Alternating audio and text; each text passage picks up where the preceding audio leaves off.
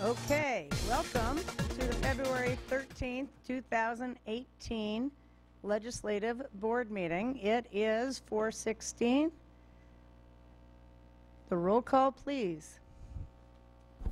Director Burke. Director Mack. Here.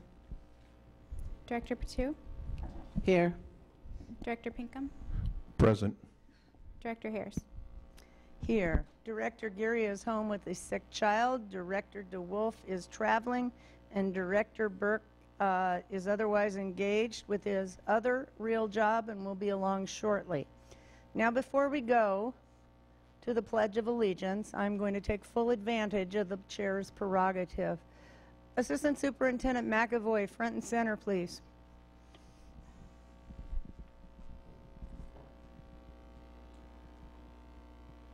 Help me, Scott.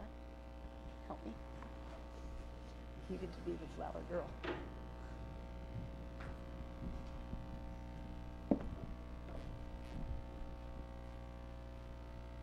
Those of us, including the entire school district, who have been getting your daily updates on the bus strike, cannot thank you enough for your well above and beyond work and the fact that you do it with a smile on your face.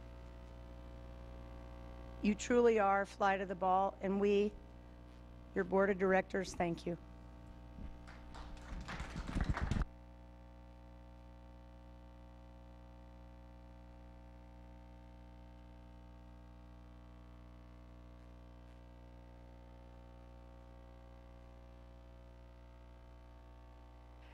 And you know that although I'm receiving these, and I thank you very much for that, it took a team to put that work together, and I would be remiss if I didn't talk about our wonderful transportation team that was able to respond to things, legal, communications, our ELL department, special ed, coordinated school health. Although I wrote the snapshots, they were part of the background work of making sure that we were supporting our schools and families. And I have to say our schools were truly heroes because they really stepped up to the plate to make sure that almost all of our children were able to get to school each and every day. Thank you.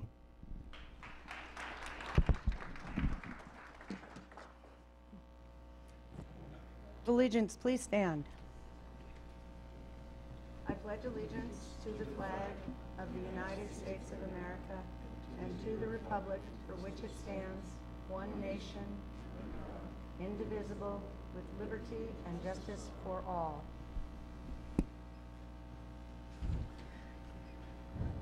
Superintendent Nyland, we have recognitions. Take it away, sir. Thank you. All right, thank you.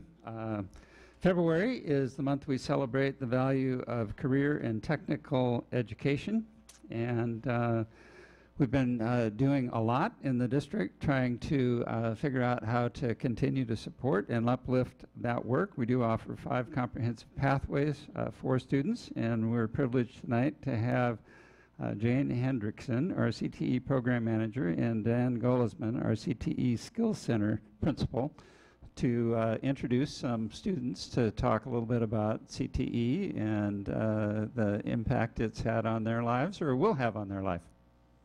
Thank you so much, Dr. Nyland, for your comments. We are super excited about the work that we are doing in CTE to provide opportunities for students to explore and prepare for their careers. We look forward to our plan for promoting and expanding this work in the coming year. As you may know, 2 of the unique characteristics of CTE is the direct career connection, including leadership development and work-based learning experiences. We have invited 2 of our students to share their personal CTE stories. The first is Max Graber. He's a sophomore at Ingram High School who demonstrates outstanding leadership as a state officer with FCCLA, one of our career and technical student leadership organizations. Welcome, Max.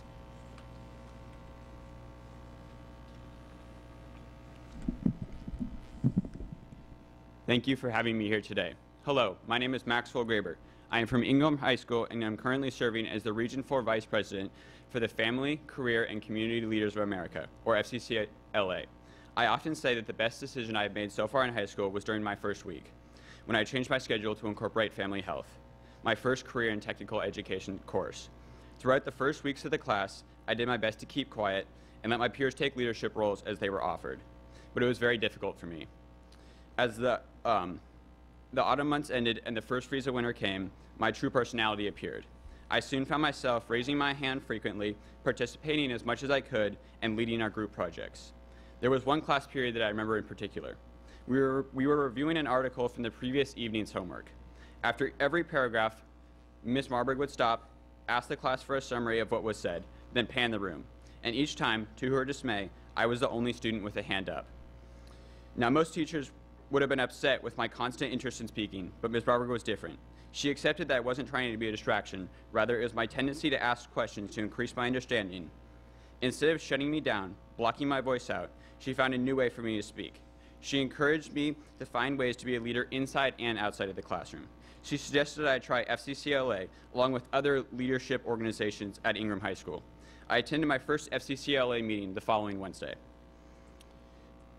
Through FCCLA's STAR event program, I was able to deepen my understanding on CTE.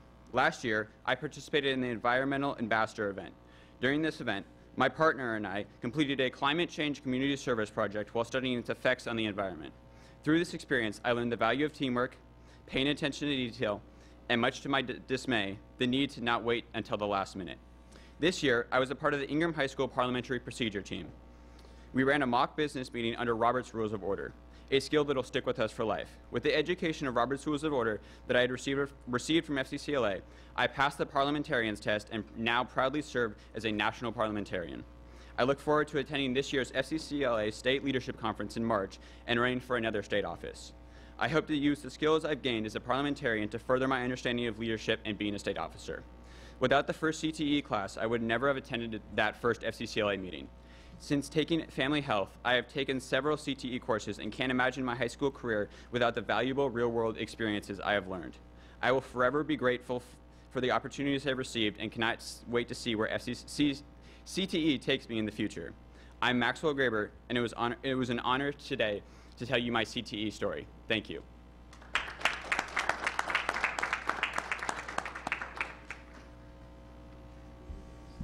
Good afternoon, school board directors. Thank you for having us. Dan Goldsman, principal for the Skills Center. Today I just want to introduce Malcolm Dunstan. Malcolm graduated from our amazing aerospace manufacturing class at Rainier Beach High School last year, the Skills Center there, with teacher Chris Names, who's also here in the audience today. And Malcolm is going to be, and I want to say Malcolm is now working at CSR Marine down in Ballard, and he is here to tell us a little bit about his experience and his plans from here.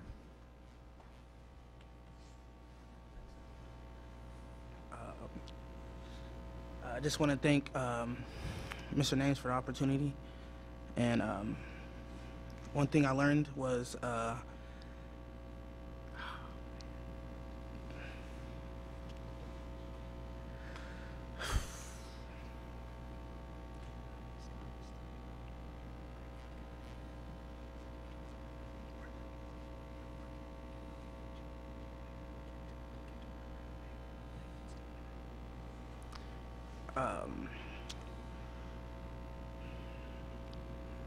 I'm sorry about this. You're good. One thing I've learned in the aerospace program, manufacturing class, helped me at CSR right now. It's probably using a forklift, and my fault. And mechanic work, a lot of mechanic work in class, taking small part engines and putting them back together. My future plans right now are thinking about going back to school to become a merchant marine. So, yeah, that's all. Can I ask you a couple of questions? Yes. Thanks. So how many folks are you working with right now where you're working? About 30. 30 folks. Mhm. And what kind of a living wage are you making? What do you mean by that? How much per hour are you being paid? 17. Okay, that's well more than the minimum. Mhm. And are you working alongside folks that have been doing this for decades and keeping up? Yes. Way to go. Thank you very, very much. Thank you.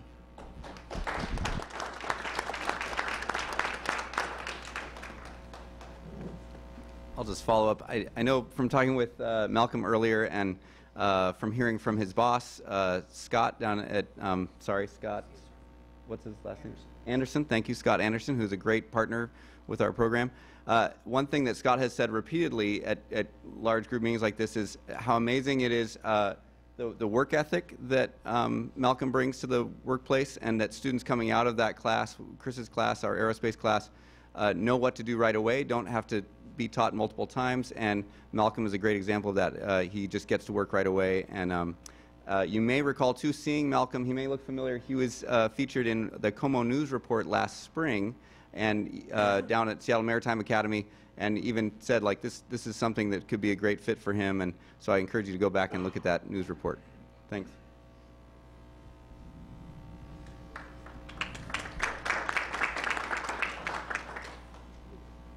I just want to say thank you to Max and Malcolm. These are just two of the student voices that make us excited about what we do every day. We appreciate the opportunity to highlight our programs this evening. Thank you. Thank you. Appreciate the update on current technical education and all the good work to continue moving forward. And I think some more later in my comments, I have the announcement with regard to summer internships coming up. So thank you. No student comments? So, all right. Well, actually, we wanted to do one more thing. We wanted to invite the board members down and take a picture with our students and with our CTE team. So if we could do that, and then I'll continue with the other celebrations.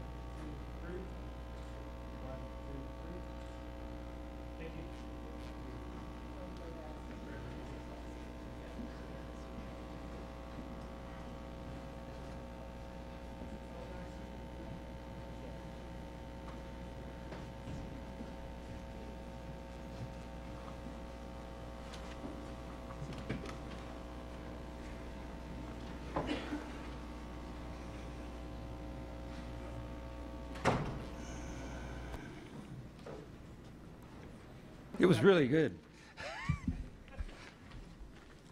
It was the same for me, though. I just finished CTE also. Let the record reflect that Director Burke has arrived. And we do have our student presenter here this evening. Welcome. If you would introduce yourself, tell us a little bit about yourself Okay.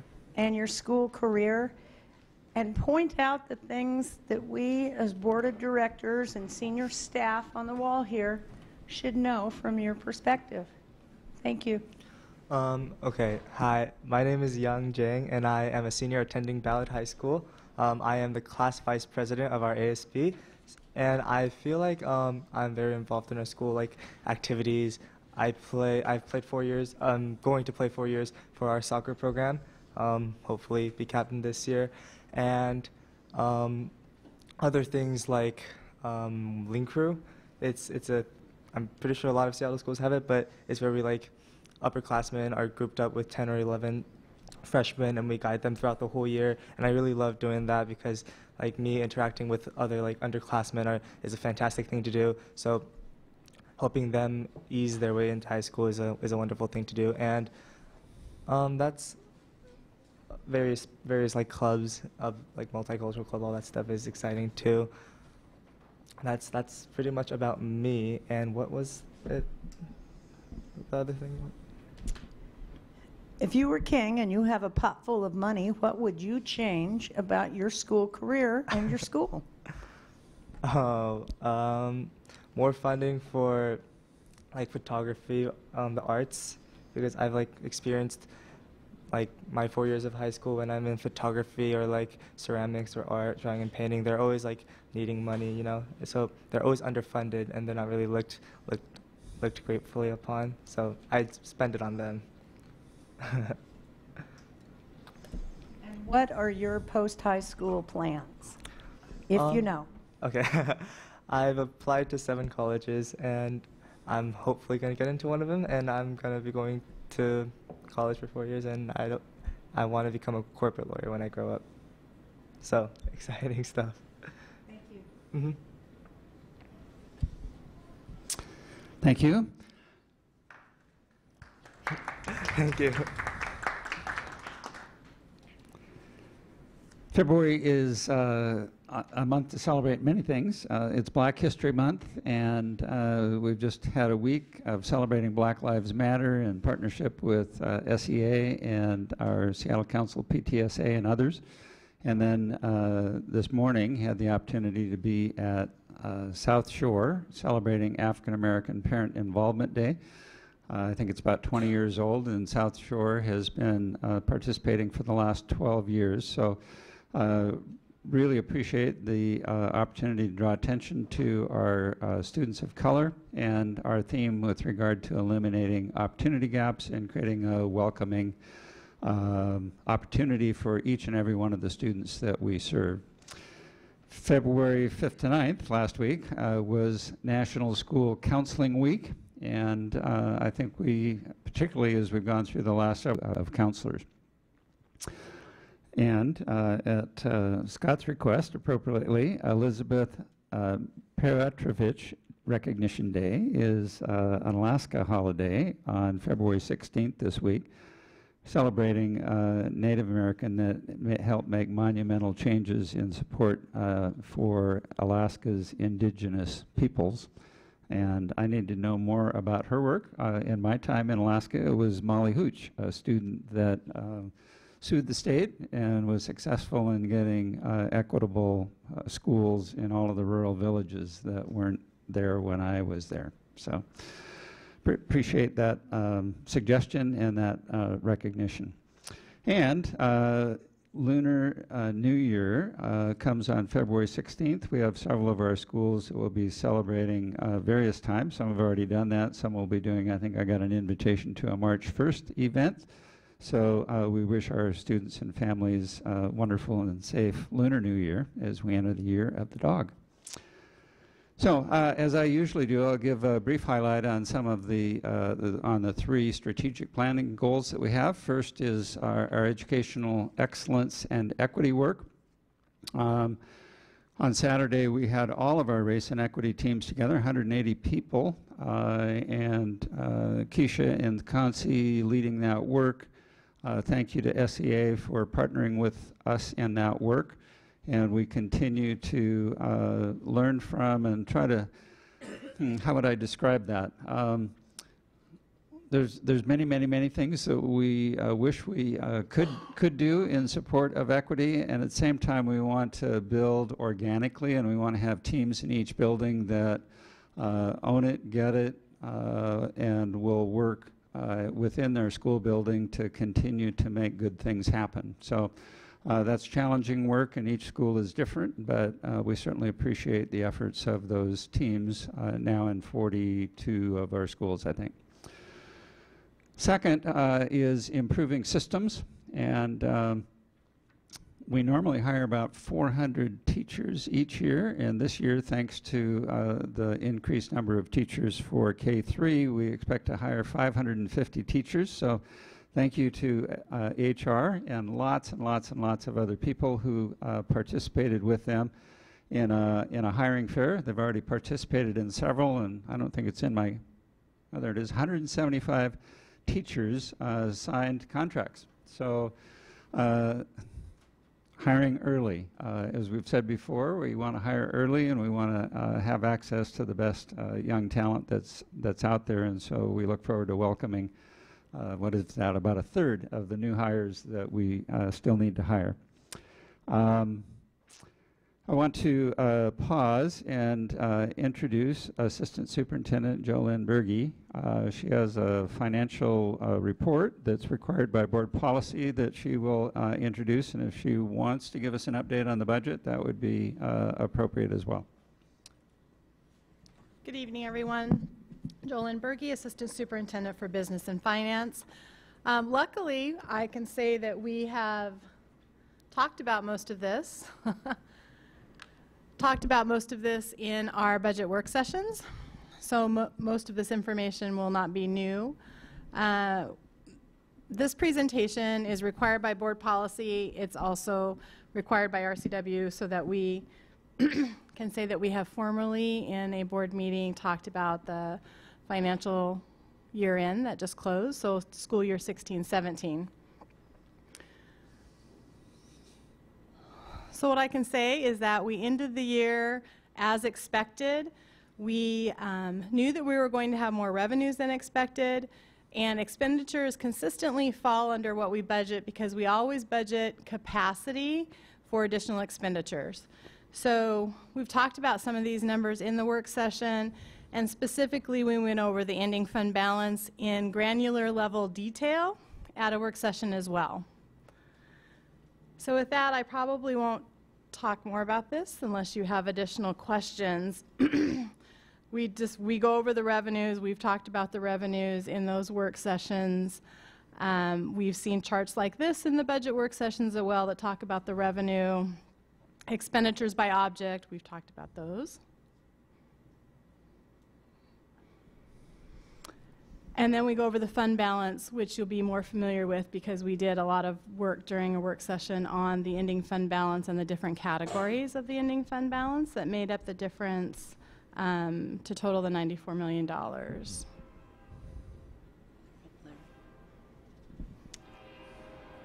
Assistant Superintendent Berge, couple of closeout questions if we could. Yes, ma'am. Is it true that the legislature completely funded the McCleary mandate? No, I was going to get to the more exciting part of the budget update. The legislature has not funded McCleary completely.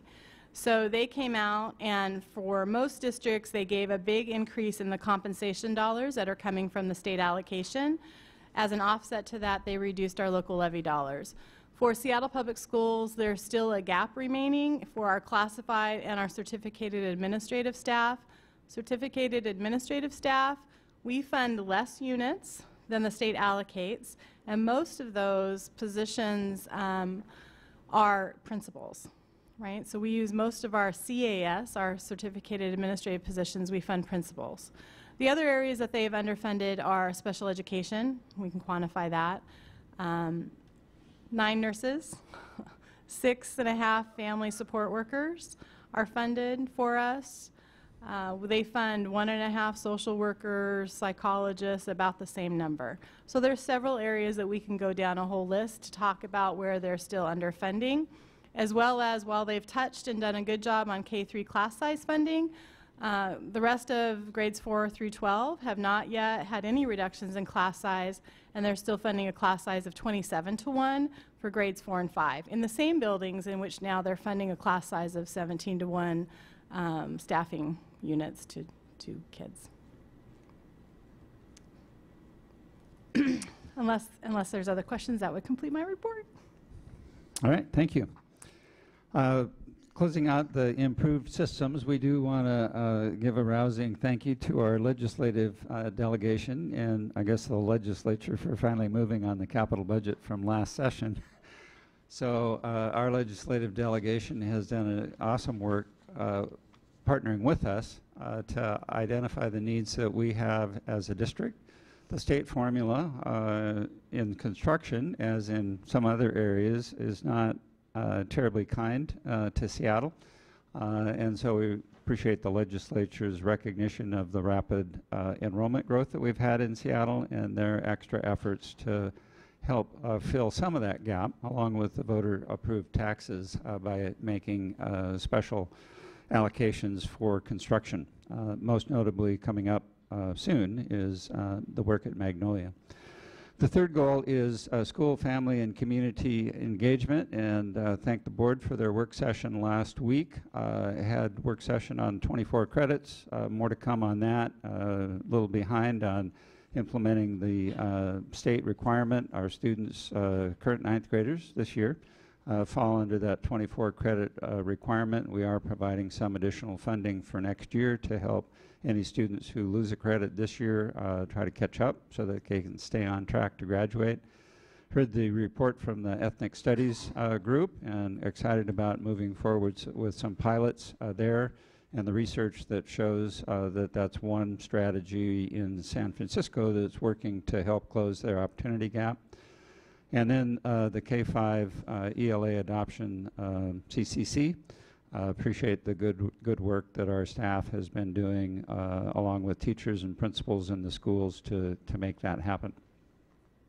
On Friday, actually at our last board meeting, we handed around the little board book, Borrow Off Somali alphabet book, and James Bush and I and some other staff, as well as the mayor for Seattle, and many of our community partners, including parents on the task force, had a wonderful celebration, recognizing the parent groups that were responsible for helping make that happen.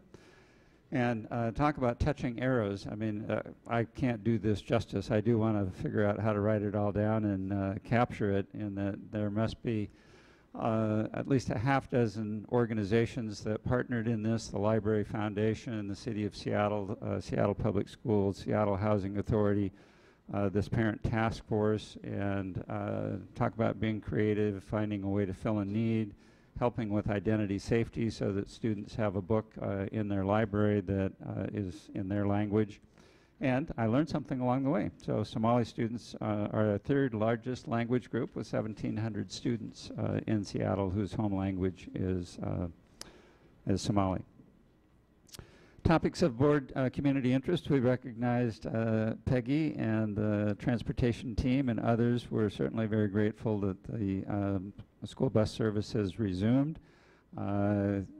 We thank our families for their patience. We thank you to our parents. I think 12,000 students affected by the strike, and I think that we were down about 250 students year over year from a year earlier. So Herculean efforts by many people to make sure that students did get to school, and much appreciated. And then lastly, just a few good news item. Ballard High School Wind Ensemble is receiving statewide recognition for their excellent work. Ballard High School Director of Choirs, Courtney Rowley, is being honored with a top award statewide. As mentioned earlier, the Summer Skills Center courses are available online. Applications are available online for free summer courses. Online enrollment is open through Friday as parents make their choices for where they'd like to have their students go to school next year. And we're continuing with dialogue. You may remember from a year ago with our two-tier busing and trying to figure out how to make athletic busing work for our teams without impacting lost school time any more than was absolutely essential. So exploring quite a few creative options to figure out how to get that work done at a reasonable cost and saving school time, class time, seat time for our students. So lots more in the newsletter in the back table. It'll be posted in the Friday update on Friday. I guess one other item that I would mention, Mayor Jenny Durkin will be giving her State of the City address at Rainier Beach on the 20th next week, which is midwinter break, so we won't have students. I guess we congratulate our students and families, and much of our staff will be taking that week off, and we welcome Mayor Jenny Durkin to Rainier Beach to give her State of the District, City. And all the news media that will be there so they can see the condition of Rainier Beach High School and why it needs to be #1 on Beck's 5. I like how that worked out. Thank you. Okay, we have changed our standard agenda so that we have 2-minute reports from our standing committee chairs, and those would start now. Who would like to go first?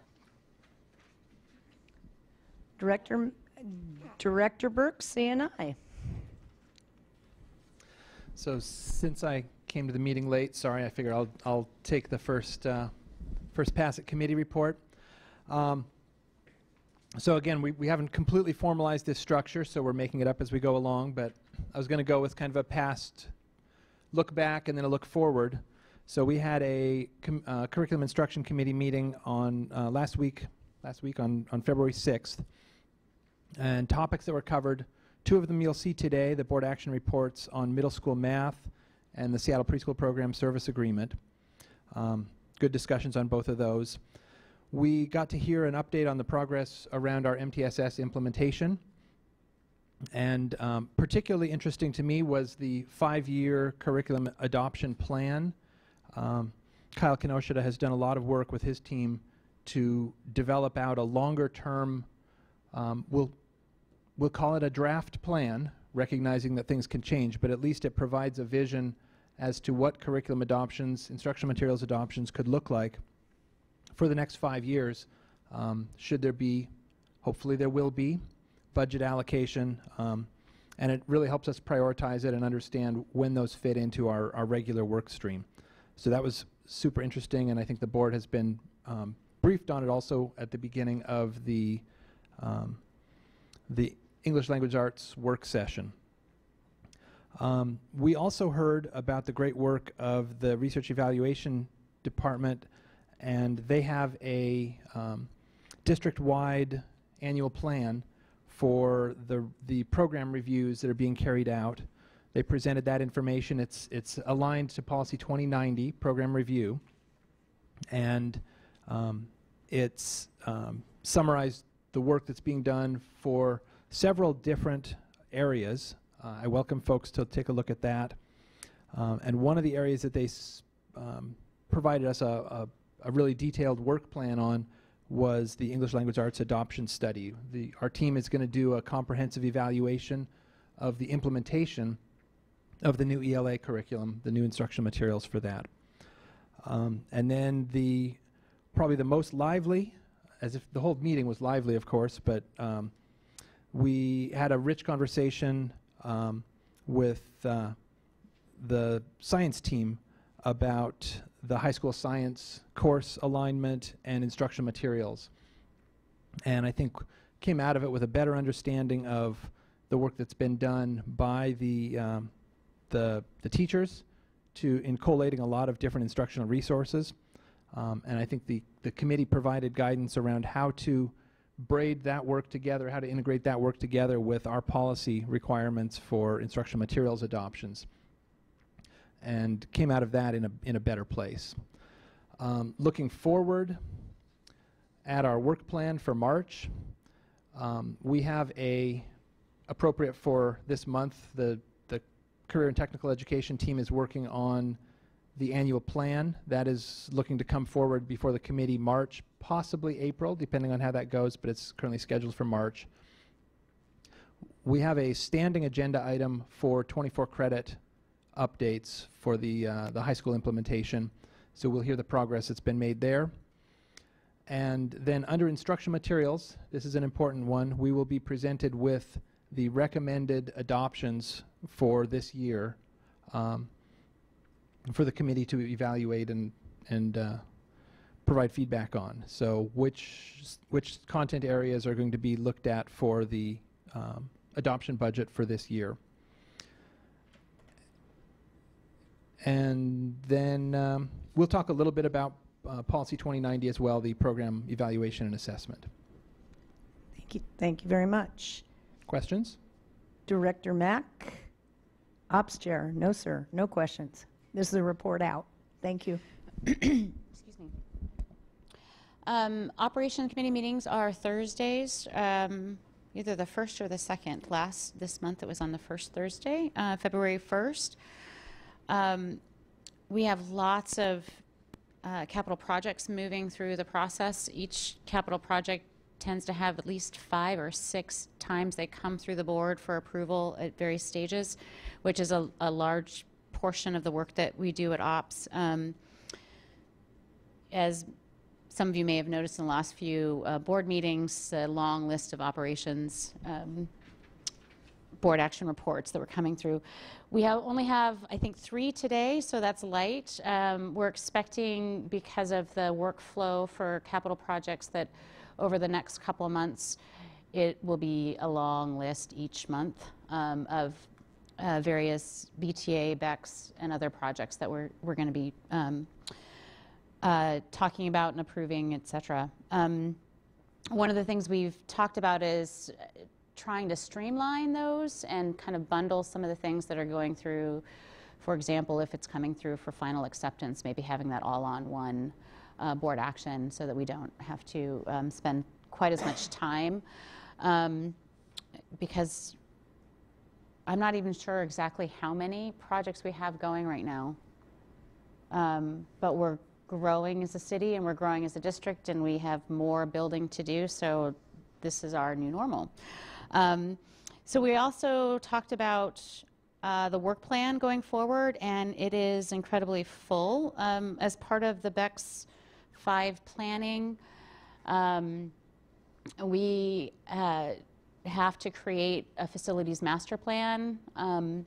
So that work has been started, and we're going to be talking more about that at the next operations meeting, as well as we have a special work session with the full board on the 28th to talk about BECS and facilities planning and other pieces that dovetail into that. So our next operations committee is going to be talking about what that work session is going to entail, and looking forward into BECS 5, which most people may know, but in case you don't, it's our next capital levy that will enable us to bring on more capacity and renovate buildings in a 6-year cycle. Starting, the building would start in 2020 and then go through 2026.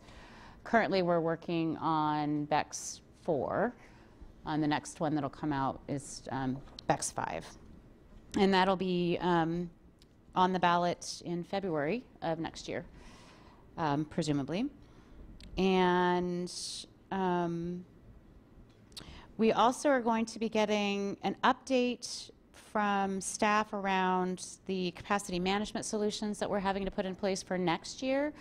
We're overcrowded at a number of places, and we're having to add portables and move them around, or do some various things, and not all of that planning was finalized when we approved the funding for it. I think $4.3 million is going into managing the capacity challenges for next year. So we'll get a little bit more information about exactly what we had to do and where those portables and so forth ended up. So lots of planning around buildings, and lots of building and approving the funding for it. Thank you. Director Pinkham, Audit and Finance, sir. Consiglio. I wasn't at the last Audit and Finance meeting as I was out sick, and Director DeWolf chaired that meeting for me today, but I will give an update about how we're progressing. Well, we had Assistant Superintendent Julian Berge come up here and present her annual budget report. Thank you on that, and we're continuing working on the budget. I am new to Audit and Finance, and it's every month is just, check how we're doing, how's the budget's going, how it's almost similar to Ops, because we also look at the budget and Ops as well. Appreciate all the work that she's doing. What we have coming up, according to our work plan, include looking at the rental and lease of our properties. Also remind our directors to complete your Head Start training that I think was sent out a while ago. I still have to do mine, so a nice reminder to myself as well. And reports for any grants that we have is going to be due. And I got to get used to all these different fiscal years, financial years, and let's just go January 1st to December 31st, whatever happened to that. But there's different calendar years we have to go through. We do have, when's the next quarterly report?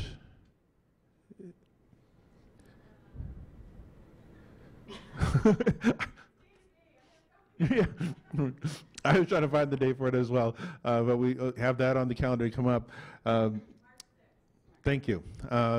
So March 5th, the next audit for our quarterly report coming up. We also had a meeting with the state auditor's office for entrance to let kind of do our annual auditing of various programs. So they came in and presented to us. I was just in the call-in for that meeting. So we do have a list of what they're going to go through. Meeting with Andrew Medina on a monthly basis to update me on how things are going internally with our schools. He is short one auditor. Hopefully we get to fill that soon so we can proceed with things. And thank you to Mr. Medina for picking up the slack as we are short one auditor, because he said he's picking up what's missing from that position right now. Tonight, we'll see introduction of repealing some board policies on anti-retaliation, as they're also covered in other policies, just kind of hopefully reducing what we have on file. Other than that, I don't know what else I can add without going into details that I can't go into. There you go. And Andrew Medina is our internal auditor, who is a board employee supervised by the chair of Audit and Finance, Director Pinkham, just for some context. Director Mack, because Director Geary is not here, if you could make a short legislative report update, please. Much appreciate. Thank you, President Harris. So the state legislature is still in session. We've passed a number of the bill cutoffs. Our staff and Director Geary and myself continue to communicate with our delegation about our priorities. Our legislative agenda is focused on the budget, facilities, and a number of policy bills. For example, 6531 is a bill that's focused on the school construction assistance program and fixing some of the formulas therein. We're in support of that, and we're supporting it moving through. It's moved out of the Senate Ways and Means and has maybe a little bit more to go through to be adopted, but it's on its way. We also continue to communicate around the fixes to 2242 in our budget. This is a statewide issue. That bill number is 6362, in case you're wondering. There's a number of other policy bills that we're also monitoring, and Director Geary will be going down, I think this week, to testify on something. And she'll also be attending the Council of Great City Schools federal legislative conference, which is in late March in Washington, D.C. Thank you very much. So I'm up next with Executive Committee. Executive Committee consists of myself, Director Burke as Vice President, and Director Geary as the member at large. One of the things we did was change the format of this meeting so we can report out our committee reports. And please understand that our committees are public committees. Our meetings are held in the back boardroom here. You are more than welcome to attend. And frankly, that's where some of the nitty-gritty and decisions are made and the robust conversation is had. So you are more than welcome to attend those meetings, and it gives you a better sense, frankly, of the crushing workload that our staff and we as directors get to embrace for all the right reasons. The Exec Committee, Superintendent Nyland and Deputy Superintendent Nielsen have been meeting in the last month to back map major initiatives. Lots of calendars,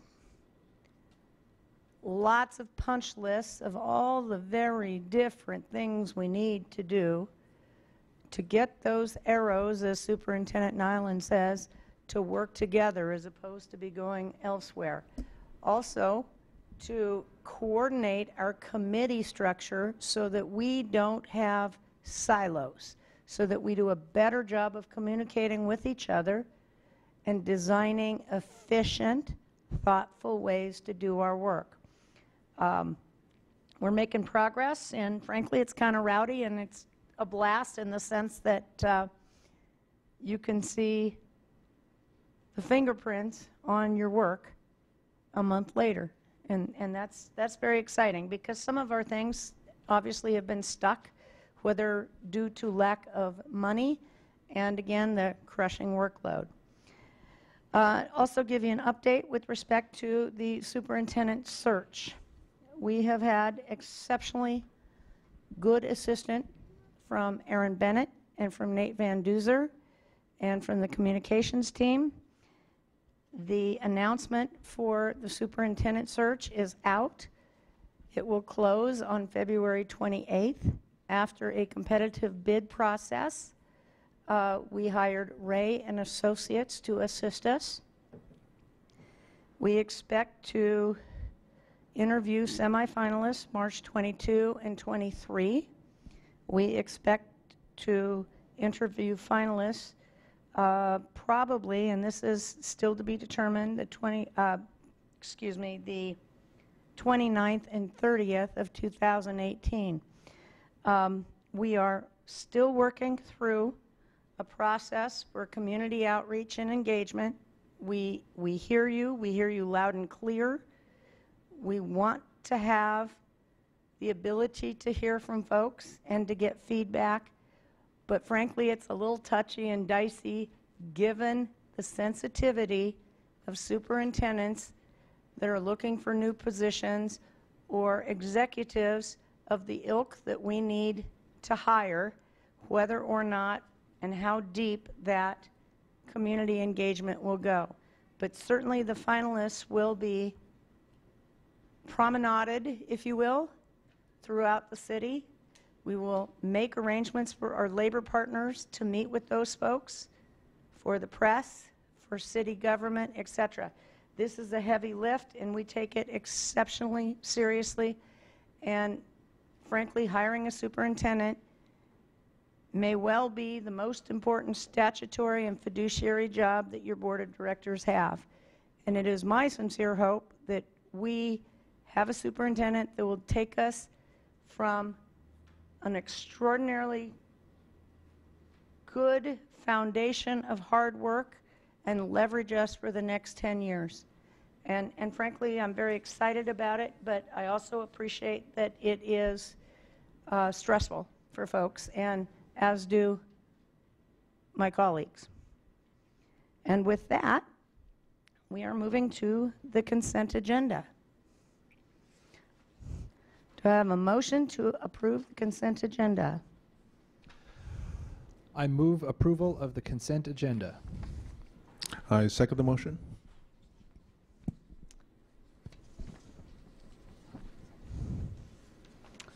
Do we have no items on the consent agenda, Mr. Van Duzer? The minutes of the meetings. I thought so. You're taking me off my feed. I'll lend you mine. You can have it. Would anyone like to take anything off of the consent agenda? Seeing none, those in favor of the consent agenda, please say aye. Aye. Those opposed, nay. Okay. Time check. We have 5:05. We have now arrived at board comments. Public testimony starts at 5:30. If we do this right, you can even take a break before public testimony. Who would like to go first? Director Patu, please.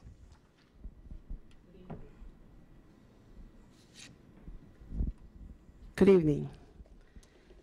I want to say thank you and congratulations to Max and Malcolm for their success in CTE. I believe that CTE is a wonderful program to introduce work experience to all our students who actually partake in CTE. And I appreciate that that we are actually making progress in our CTE programs.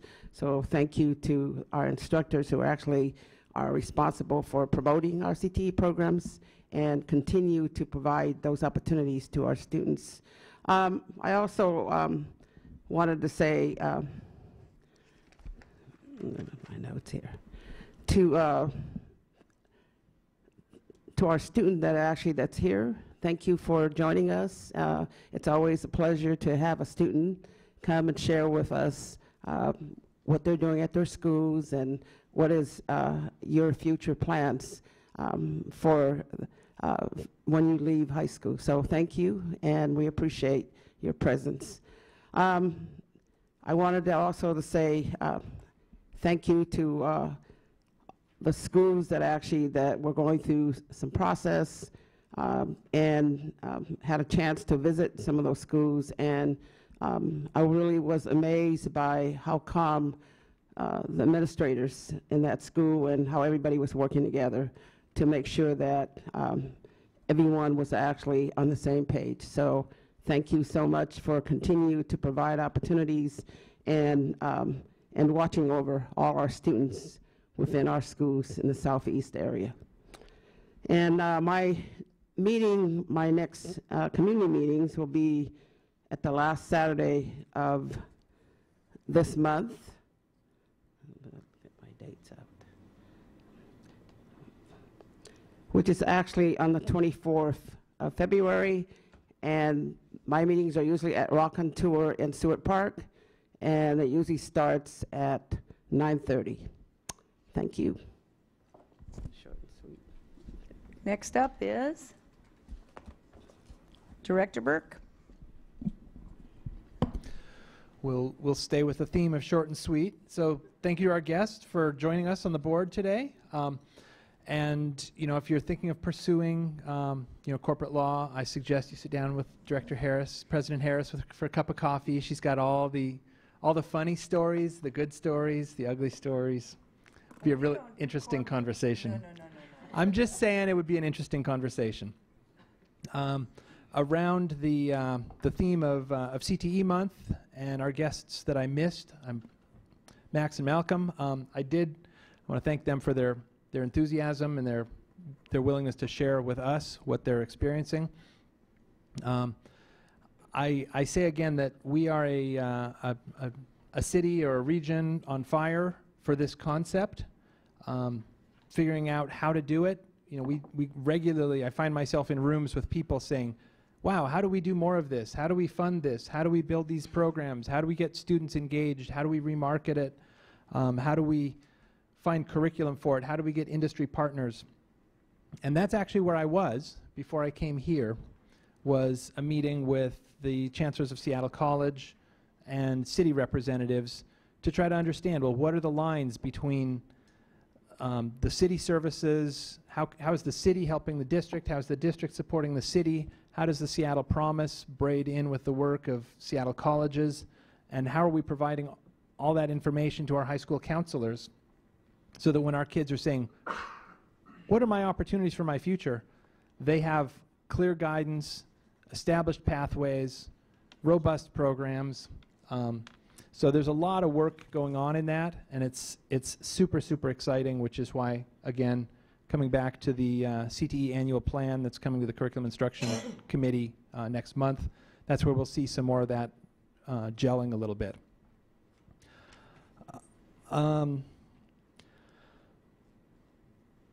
I wanted to congratulate Boren K-8 STEM. They just won an award. Pre-K-8 STEM. I believe they've been identified as a lighthouse school. And I don't have all the talking points that say what that means, but they've essentially been selected among the state as one of our beacons of science and technology for the program that they've put in place. I want to put a thank you to the staff for last week's curriculum instruction work sessions. We had 3 back-to-back work sessions that really sort of showcased a lot of the heavy activity that that staff and our teachers have been doing, focused around our core mission, curriculum instruction. We had our K-5 ELA adoption, the ethnic studies report, which was just an amazing change of tone from what we've done in the past with the district as far as creating things and giving them to schools. Now we're co-creating. We're in a model where we're engaging with our educators, our community, and having them help us co-create materials. It puts us in a really strange place as a school board where we have a policy that governs how we adopt materials. So it's wonderful that staff, community, board are sort of going hand in hand in that, trying to figure out, well, how do we create it, but then how do we vet it and make sure that it has all of the elements of instructional materials that, that form the foundation of that work. And then the third work session around secondary revisioning, or our high school and 24 credit work. And what that emphasized for me, and I just want to be public about appreciating it, is how much the Seattle Public Schools is embracing the concept of instructional materials as an integral part of our formula for success. Essentially it's a tool that the students, the educators, the coaches, the people doing professional development, the families can use as a common resource. And I've been told many times, no textbook is perfect, and I think that's absolutely true, but recognizing that at least forms the basis of what we're trying to build, it's that common element that, that then our educators can innovate on top of. I am unfortunately going to have to cancel my community meeting coming up on February 17th, because I'm going to be out of town next week. I had a work commitment that's sort of pulling me out of the country, unfortunately. But I have a meeting scheduled for March 17th that will still be in place. And if I can reschedule the February 17th one before then, I will, possibly for later in February. But March 17th, certainly. And I welcome anybody to come and join and chat it up. Thank you, Director Burke. Director Mack or Director Pinkham? Who's next? Director Mack. I think I prefer going after the comments because I get invigorated by hearing what people are bringing to us and have a chance to respond. So it's a little harder to... You get a second bite of the apple. Okay, great. Well, then I'll make it really short. I want to say a really big thank you again to staff for all of the hard work, and the board and the community for engaging in the boundaries process around Lincoln. I'm really grateful for coming to resolution on that, and I got a lot of emails and feedback saying thank you for listening. So I appreciate, it sounds like folks feel like we're listening, and I'm grateful that I'm hearing that feedback. And if you don't think I'm listening, please email, and hopefully we can, I can be responsive, and that we can be responsive and the district can be responsive. So I'm just really grateful that we made it through a challenging process, and looking forward to next steps on opening Lincoln in a couple years, as well as one thing I didn't touch on in the operations committee overview is that another thing that I want to get on our work plan is getting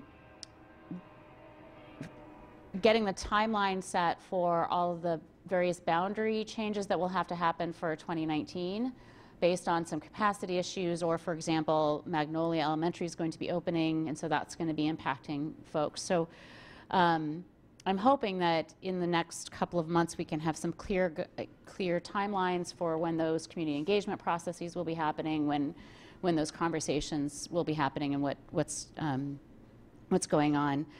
I'm not sure anybody mentioned this yet, but open enrollment is going on right now. School choice. So if you're interested in looking at a school that's not your attendance area school, those applications are due by Friday, February 16th. So there's a lot of great option schools and opportunities that may be a good fit for your family. And so I encourage you to take a look at those and submit your application. And I have a community meeting on February 24th as well as Saturday at 1 o'clock. It's at the Magnolia Library. I have them scheduled out for the next few months. They're on the website as well. And I apologize that they're all in Magnolia, but that was the only place that they had available. So I hope to mix it up a bit more in the future. Thank you. Director Pinkham, you're up. Tazkalawit and Katsiayo, good evening. In honor of, I guess, Elizabeth Parachevich, I also want to say, and I'll apologize to those that did the closed captioning because they asked me how to spell Tazkalawit and Katsiayo, but this time I'm going to say Gudas Cheese, which is Tlingit for thank you as well. That's my wife's heritage, and she's the one that helped me kind of introduce to who Elizabeth Parachevich was and the contributions she made to help to introduce the first comprehensive anti-discrimination bill in the United States, and this was up in Alaska in the 1940s. Okay. I also want to thank Maxwell and Malcolm for coming to share their experience with our CTE program in honor of CTE Month. This is a very critical program for us because we do need to understand that we are a high school that is both career and college ready, and CTE helps with that career. And getting across the point that this career isn't a terminal thing for our students. It isn't like they graduate, then they go and get a job. It's just another way also to get access to higher education. Listening to Malcolm saying, hey, I'm going to go on. This isn't just it, but I want to go beyond what I have right now. And I appreciate our presenters bringing the students here so we get to hear the student voice. And it's Yun, correct? Thank you for coming and sharing your story from Ballard High School. Joining us up here and seeing what it's like. It seems like this is a very strange one because it's not as crowded as it has been in the past. But thank you for being here. I also want to announce that the Urban Native Education Alliance is actually having its 10th anniversary. They've been around helping support our Native youth in our schools here for 10 years, and they'll have a celebration on Tuesday, February 27th at, I believe it's Robert Eaglestaff Middle School. Some of the things that they've done, and I appreciate what they've done for, in particular, personally, my children, one that's now graduated in college, another one still going through the Seattle school system, but other Native students and those that are in our Native community. Last year, they got to learn how to sing at the big drum, and the instructor gave them a song. And now this year, they actually made hand drums that will stick with UNEA. But the students now get to learn how to play the hand drums, and they've had Roger Fernandez come in and help them with designing it. We've had people come in and help them with blessing the drums. So students are getting that hands-on portion of the culture. For living here in a big urban city, sometimes it's very hard to see that, and providing that for them is very crucial. And also appreciate the work that Gail Morris and her crew does as well. And we referred people from both of our programs back and forth to provide our support. My next community meeting will be Saturday, February 24th from 1 to 2:30 at Northgate Library. So, Rick, we're kind of close. If that's where you want to make it up, you're more than welcome to bring the lasagna. Is that what he suggested? Because I know sometimes we have some crossover with our community. So if you're interested in joining, just let me know. We can get the word out. Thank you. Director Burke. I realized in my comments that I omitted a really important message that I actually just heard today when I was describing the event that I was at earlier today. And throughout my soapbox or rant around CTE, I did not once mention our commitment to equity and gap closing. And so I wanted to own that and try to channel somebody who does the walks the talk even better than I. Sheila Edwards-Lang, the president of Seattle Central College, she emphasized this point in reaching out and talking to folks in industry. The concern in industry is a skills gap. And so they're saying, well, how do we train? How do we provide these particular skills? You know, we have to hire from people outside Seattle to fill the skills gap. So we have our equity gap, we have our opportunity gap that we're identifying as our challenge.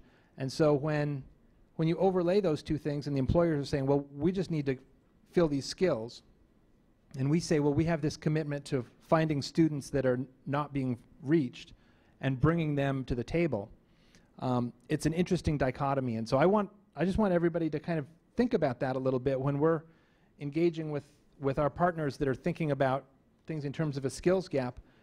we have to help them make that shift.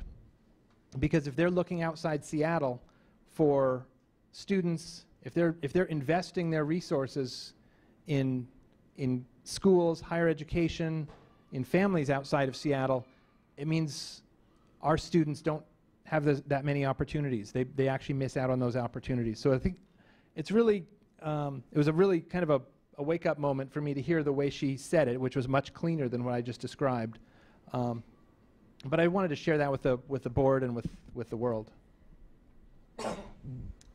Thank you, Director Burke. Perfect segue. Last but hopefully not least. Director Burke and I were invitees to a very robust afternoon last Friday at Amazon headquarters. We sat at the education table. There were 4 other tables: homelessness, business, et cetera, et cetera. And Sheila Edwards-Lang, in fact, was quite eloquent and vociferous about the equity gap in Seattle. And it was beyond a pleasure to report out at this meeting with any number of muckmucks. We had the president of the Seattle Pacific University there. We had the interim president, Peter Lortz of South Seattle College there. We had folks from Microsoft. We had folks from the UW, computer science, et cetera. But the best part was being able to report out that we have a new middle school math curriculum. They about stood up and clapped. They really appreciated that responsiveness, that we are addressing some of the decades-long issues to prepare our students. We talked a lot, obviously, about money.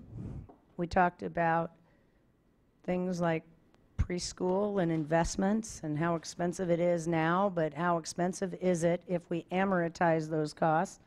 Really rich and thoughtful discussion.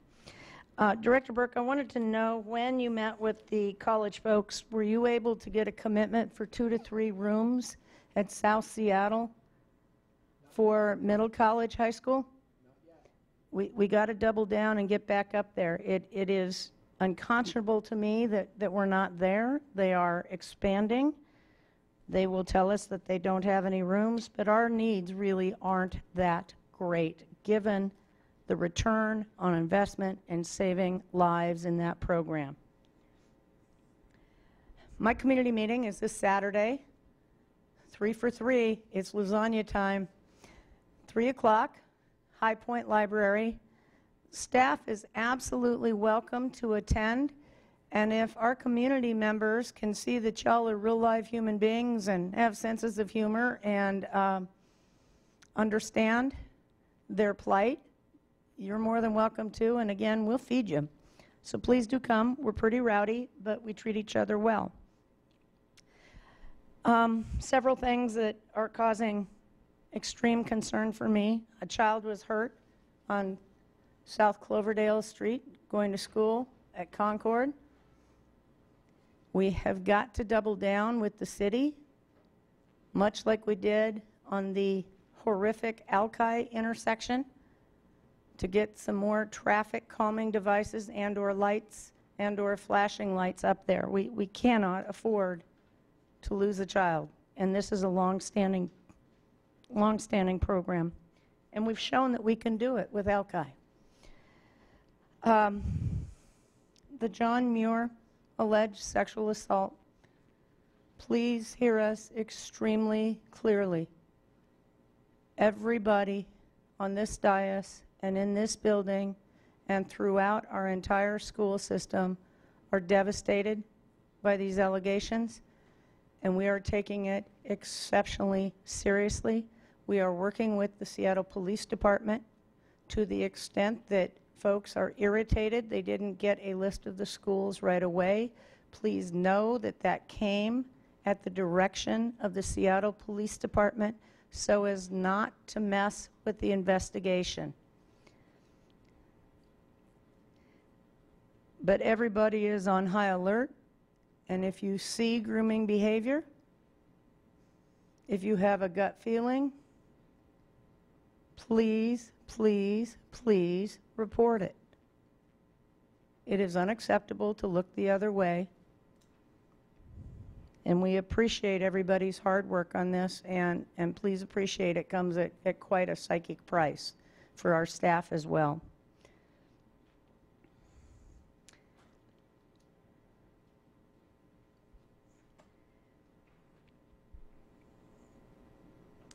We are meeting with Triangle Associates, who has been retained by both the City of Seattle and Seattle Public School District to continue working on the Memorandum of Understanding with the city.